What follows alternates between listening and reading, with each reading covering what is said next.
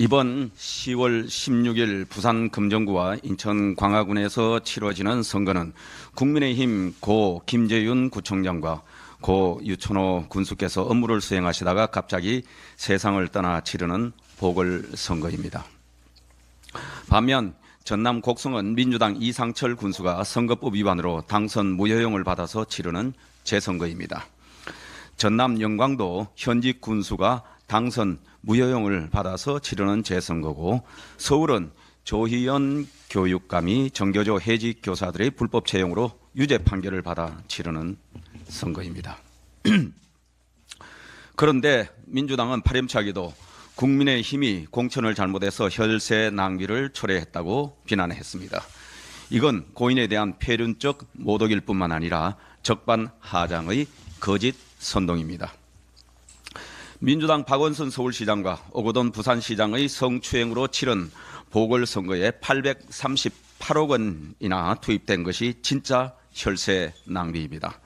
게다가 부산은 이재명 대표가 부산에서 다치고서 서울대병원으로 소방 헬기를 타고 가는 헬기런으로 부산 시민의 자존심을 무너뜨렸던 부산대 병원이 있는 곳입니다. 소방 헬기 한 번 띄우는데 2천만 원이 든다는데 그런 것이 혈세 낭비입니다. 그런 이재명 대표가 뻔뻔하게 부산 금정구에 와서 대통령에게 매일 술 먹는 선장을 운운하는 악의적인 비방을 가했습니다. 술 먹고 선거 유세 마이크를 잡지는 않았을 텐데 음주운전 전과자인 이 대표가 할 말은 아닙니다. 그렇다고 음주운전은 살인이라고 했던 문재인 전 대통령의 딸 문다혜 씨의 음주운전이 덮어지는 것도 아닙니다. 심지어 지도새도 모르게 물고문, 전기고문을 당해 정신병에 걸려 인생 망치는 일이 다시 생길 수도 있다는 허무맹랑한 극언을 쏟아냈습니다. 이 대표가 금도를 넘어서니 친명 수석 최고위원은 아무 말 대잔치 기자간담회를 열고 이승만 대통령처럼 스스로 물러날 정도의 양식을 운운하며 정권 퇴진 선동을 이어갔습니다. 이처럼 이재명 대표와 민주당의 사법 리스크가 현실로 다가오자 민주당의 비이성적인 정치 선동도 점점 한계 수위를 넘어서고 있습니다. 이번 재보선은 지역 일꾼을 뽑는 선거입니다. 사전투표에 미처 참여하지 못한 유권자들께서는 꼭 수요일 본투표에 나와서 부산 금정구는 기호 2번 윤일현 후보, 인천 강화군도 기호 2번 박용철 후보, 전남 곡성군도 기호 2번 최봉희 후보, 국민의힘 일꾼들에게 투표해 주시기 바랍니다. 서울 시민들께서도 10월 16일 꼭 투표장에 가셔서 유권자로서의 권리를 행사해 주시기 바랍니다. 국정감사가 지난주 내내 민주당의 정쟁, 막말, 갑질로 얼룩졌습니다. 특히 공직자들을 일렬로 세워놓고 모욕을 준 정동영 의원의 갑질, 국악인들을 모독한 양문석 의원의 망언, 제보 공작에 대해 일말의 반성도 없는 장경태 의원의 저열한 막말은 지난주 국감 최악의 장면이었습니다. 민주당 상임위원장들은 일방적인 정인 채택과 동행명령장 남발을 주도하면서 국감을 정쟁 소모전으로 몰아가는 데 앞장섰습니다. 우리 국민의힘 의원들은 정쟁 국감에 몰두하는 민주당에 맞서 민생 국감, 정책 국감에 온 힘을 기울이겠습니다. 민주당도 민생에 일말의 걱정이라도 있다면 이제 정쟁 국감 중단하시기 바랍니다. 국민의힘은 신성한 국감장을 막말로 더럽힌 민주당 양문석 의원과 장경태 의원, 그리고 고인 모독과 적반하장의 막말로 유족과 부산 금정구민을 모독한 민주당 김영배 의원을 국회 윤리위에 제소하겠습니다. 국회가 민주당 막말 3인방을 징계하여 지긋지긋한 막말 정치를 건절해서 국회의 권위를 회복하도록 하겠습니다. 예, 좀 길지만 다시 경제 문제 하나 더 이야기를 하겠습니다. 어제 민주당 이재명 대표가 우리 경제에 대해 엉터리 같은 주장을 많이 해서 비판할 것이 너무 많은데 시간 관계상 이 자리에서 두 가지만 우선 지적하고자 합니다. 먼저 이재명 대표는 현 정부가 민생경제 회복을 발목 잡고 있다고 선동했습니다.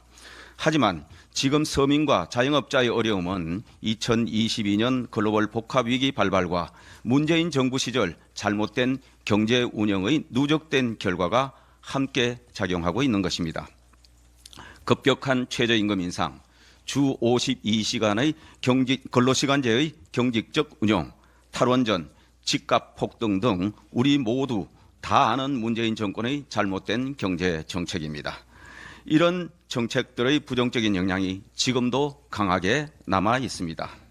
특히 민주당 정권 5년 동안 막대한 빚잔치를 벌이면서 가계부채가 500조 원 이상 늘었고 자영업자 부채도 470조 원가량 증가했습니다.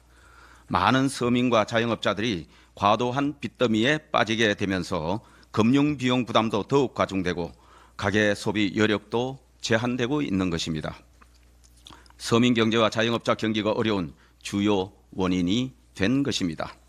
참고로 윤석열 정부는 출범 이후 약 2년 반 가까이 지난 지금까지 가계부채는 약 30 내지 40조 원, 자영업자 부채는 99조 원 정도의 증가에 그치고 있습니다. 국가부채는 해방 이후 문재인 정부 출범 전까지 600조 원이 조금 넘는 수준에 불과했는데 민주당 집권 5년 동안 400조 원 이상 늘어나 국가부채 1000조 원 시대를 열었습니다.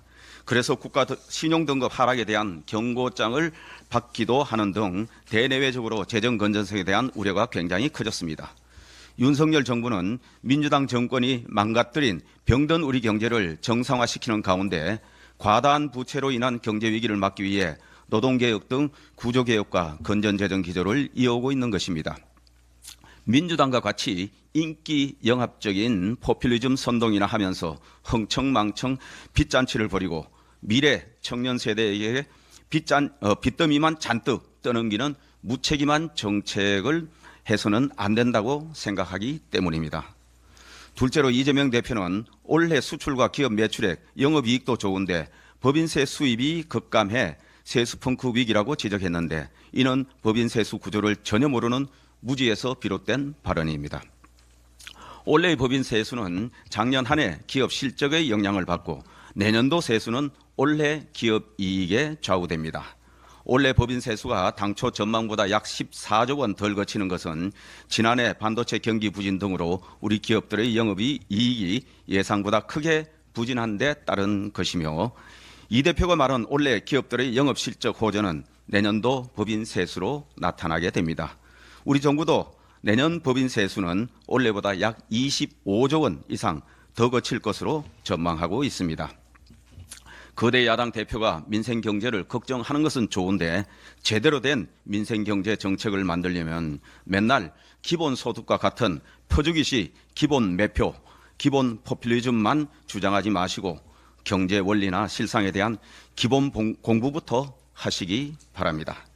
그리고 민주당 아버지로서 국감에 임하는 민주당 의원들에게 지금 당장 막가파시 정쟁을 지향하고 민생 국감에 올인하라는 지시를 하신다면 민생 경제를 걱정하시는 진정성이 느껴질 것입니다. 정쟁보다는 민생 국감에 임하라. 지금 바로 지시하시기 바랍니다. 이상입니다.